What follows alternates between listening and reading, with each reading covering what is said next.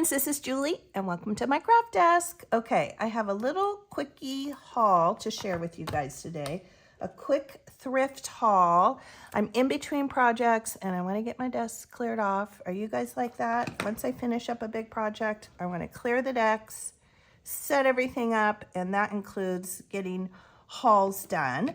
So this past week, I had some errands to run, Hobby Lobby, and you name it. And I was out with my daughter, and we decided to stop in our little neighborhood thrift store. It's a little private run thrift store and manned by volunteers. It's lovely. I usually find some really fun things there. And I will link my last haul. I think I found some really cool playing cards last time too. Yes, it was the Brooke cards, and then those really cute little kind of 70s little girls. So I will link that below. But I found more cards again this time. This package was priced at $1, and I was a little on the fence about this, even though it was $1, but I think they're kind of cool. It says Holidays in Canada, Canadian Pacific. It says in the Rockies, and I think that's a really cool image. It comes in a little jewel case. They're brand new, never been opened, but let's open them. We have to open them and look at them.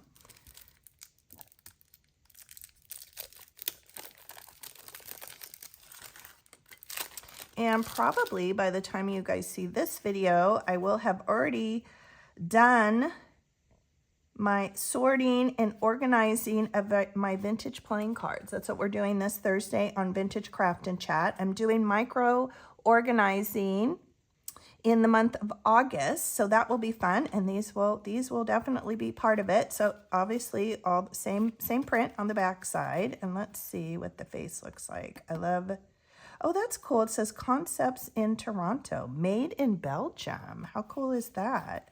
Let's see what the kings and queens. So kind of normal looking, not too fancy, but I think those will be fun. And I like the little case. And then I also found, this is new to me. I've never come across this. It's called Krypto. This was $2. Family arithmetic game, easy to learn. What else does it say? Made in the USA. So it definitely has some age to it. And again, brand new, and look how cool these are. I saw the little score pads. So these are gonna be great for ephemera. We can make little tags and things out of them. I think this is super cool. We'll open the cards, but let's see. Oh, look, and look at all this cool ephemera in here. Ooh, I like that. That would make a fun pocket or a fun tag. We can even cut this up and use this as well. Oh, that's super fun. Super fun. Oh, look at the graphics on this side. So that is a ton of fun. I like all these numbers here. So lots of craftability with these. I love those score pads. But let's see what these cards look like. Yeah, this store is really delivering with the fun games and game cards. Okay, so it looks like they're all that beautiful turquoise on the back. And oh, these are very cool. So it looks like they just have the black numbers in the corners, and they have that same plus, minus, times, division. Oh, I see some reds in here. Okay, so there's black, red, and then it looks like we have some of that primary blue. Very cool. Those are fun. Have you guys ever seen these before? I always think I should play the games before I start crafting with them, but we'll see. We'll look that up. Our family, we aren't like huge game players. And then a few other things I picked up. I loved these. These are only $1.50, and these are going into my Etsy shop. I just think the packaging is so cool. I'll probably take my heat gun to this and take the price tag off, but is that cool or what? Marble King. I think it probably says Hayden City or Payton City, West Virginia, USA. So definitely some nice age on these. Oh, Payton City. And I just think these are so cool. I know there's lots of marble collectors out there, so it kind of hits the marble collectors, the vintage toy collectors, and of course advertising here. So I think these are fun. And then it looks like there's even a shooter in here. So this one right here is a little bit larger than the other, but I think that is really cool. I have an old vintage jar, and I have a fun collection of marbles. It's been in my son's room. Now it's in kind of our curio cabinet, but it's fun. And every once in a while, we used to find them at my grandparents' house, and I don't know if they were marbles that my mom played with, but we used to find them at my grandparents' house. And we have found some vintage marbles gardening and digging in the garden here at our current house, which is so cool. And some of them have been very old, like the see-through, you know, the solid glass ones. It's so cool. I love, love, love when that happens. Okay, then I found this red book, Birds of America, and I think the last time I was there, it was in the case. So they have like kind of a special case that has higher end items. It's locked up. You have to ask for somebody to come help, and they kind of stand next to you while you look at the items. And I feel like one of the times I went, they had a bunch of the bird books, and they may have had, oh, look at this. This is interesting. Now, this thrift store, they do look things up on eBay. Sometimes in the books and things, they'll have a little sticky note. So it says here, 1931. See, they looked it up. Sold 20. This is not in good condition. This was $2. And I pick these up all the time if I can find them at this price point. And I love crafting with these. I think the images are so beautiful. And I love that it's not in good condition, because then it gives me permission to take it apart. Oh, yeah. Oh, yeah. See, look, it's really not good condition. In fact, I didn't even open the box. But all of these illustrations are still in good condition. Can you guys see that? There's a little bit of something going on here. I'm not sure if it goes all the way through, but you have glue and you have scissors. Oh, look at that bald eagle. Bald eagle. Makes me think of Jackie. You guys have been following along with the Big Bear Eagles. Jackie's been very sick lately. Let's see.